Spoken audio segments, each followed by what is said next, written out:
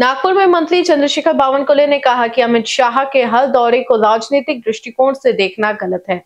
उन्होंने स्पष्ट किया कि शाह का दौरा राज्य के विकास और सांस्कृतिक कार्यों के लिए होता है, न कि किसी राजनीतिक उद्देश्य से। बावनकुले ने डॉक्टर बाबा साहेब अम्बेडकर की जयंती के अवसर पर कहा कि पूरे देश में हर धर्म और वर्ग के लोग उन्हें श्रद्धांजलि अर्पित कर रहे हैं। उन्होंने बताया कि महाराष्ट्र सरकार ने निर्णय लिया है कि हर घर में संविधान की उद्देशिका पहुंचनी चाहिए।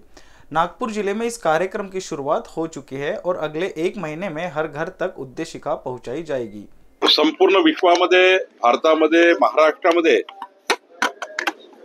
सर्व जनता, सर्व नागरिक, सर्व धर्माचे लोक महाराष्ट्रामध्ये आणि देशामध्ये प्रत्येक चौकात, प्रत्येक घराघरामध्ये महामानव डॉक्टर बाबासाहेब आंबेडकरजी यांना अभिवादन करणे, आदरांजली देणे आणि ज्या पद्धतीने संपूर्ण महाराष्ट्रामध्ये उल्हास या ठिकाणी आहे या जयंतीचा, खरं तर आपल्याकरता आनंदाची गोष्ट आहे की आज जनमानस प्रफुल्लित आहे महामानव डॉक्टर बाबासाहेब आंबेडकरांची जयंती उत्सव साजरा करण्याकरता।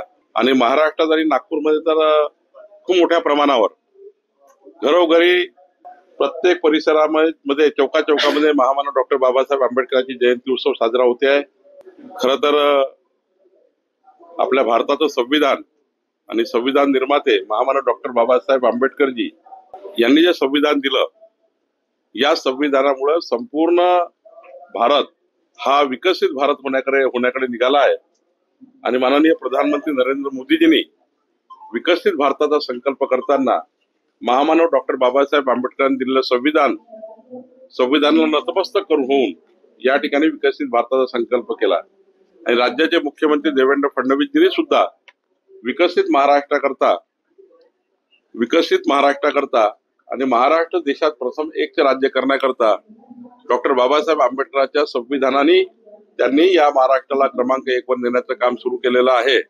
मला वाटतं की पुढच्या काळामध्ये हा मजबूत भारत, हा मजबूत महाराष्ट्र बाबासाहेबांनी दिलेल्या संविधानावर पुढे जाईल, याकरता आम्ही सर्व काम करतो आहे।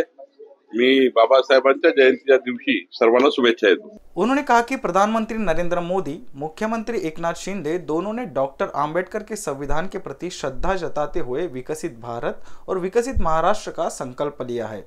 बावनकुले ने यह भी कहा कि किसी के भाषण देने या न देने से कोई बड़ा या छोटा नहीं बनता और हम भाषणों से नाराज होने वाले नेता नहीं है। नाही, मला याबद्दल काही माहिती नाही। मला वाटतं कोणी भाषण दिल्याने मोठं होत नाही, भाषण नाही दिल्याने काही मोठं होत नाही, त्यातून काही नाराजी व्यक्त होत नाही। भाषण नाही दिलं असेल, वेळेमुळे काही असेल तर मला माहिती नाही, पण भाषणामुळे आम्ही नाराज होणारे नेते नाही आहोत। नागपूरमध्ये एक महत्वाची गोष्ट आहे, नागपूरमध्ये एक महत्वाचा निर्णय आम्ही घेतला आहे, उपक्रम हाती घेतला आहे। आज 14 एप्रिलला माननीय मुख्यमंत्री देवेंद्र फडणवीसजी यांनी निश्चय केला होता की या महाराष्ट्राच्या प्रत्येक घरी संविधानाची उद्देशिका असली पाहिजे। आणि आज समाज कल्याण विभाग आणि नागपूर जिल्हा नियोजन समितीच्या माध्यमातून पालकमंत्री म्हणून आम्ही हा निर्णय घेतला आहे की नागपूर जिल्ह्यातला पहिला जिल्हा या महाराष्ट्रातला की आज महामानव डॉक्टर बाबासाहेब आंबेडकर जयंतीच्या दिवशी घरोघरी आम्ही नागपूर जिल्ह्यामध्ये संविधानाची उद्देशिका हे घरोघरी वाटप करण्याचा कार्यक्रम सुरू केलेला आहे। आज आम्ही उद्घाटन करतो आहे।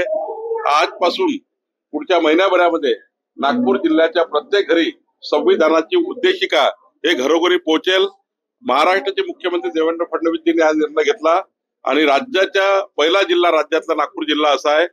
दीक्षाभूमीचा हा जिल्हा, उपराजधानीचा हा जिल्हा, या जिल्ह्यातला हा उपक्रम शुरू झाला है। उन्होंने यह भी स्पष्ट किया कि विधायकों और सांसदों का सरकार से संपर्क केवल विकास कार्यों के लिए होता है, इसका राजनीतिक संपर्क से कोई लेना देना नहीं है। पॉलिटिकल संपर्कात नाही आहे, राजकीय संपर्कात नाही, पण विकासाच्या कामाकरता महाविकास आघाडीमधले अनेक खासदार आणि अनेक आमदार हे सरकारकडे येत असतात, माझ्याकडे येतात, देवेंद्रजीकडे जातात, आमच्या दोन्ही उपमुख्यमंत्र्यांकडे जातात। याचा अर्थ ते काही राजकीय संपर्कात नाहीये। इन BCN न्यूज के लिए अभिषेक पानसे की रिपोर्ट।